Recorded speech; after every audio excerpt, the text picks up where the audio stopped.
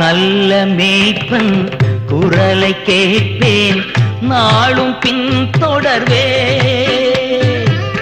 நல்ல மேய்ப்பன் குரலை கேட்பேன், நாளும் பின் தொடர்வேன். தோளில் அமர்ந்து கவலை மறந்து, தோளில் அமர்ந்து கவலை மறந்து தொடர்ந்து பயணம் செய்வேன்,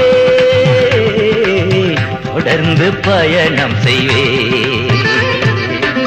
எனது தலைவன் இயேசுராஜன் மார்பில் சாய்ந்து சாய்ந்து மகிழ்ந்து மகிழ்ந்திருப்பேன்.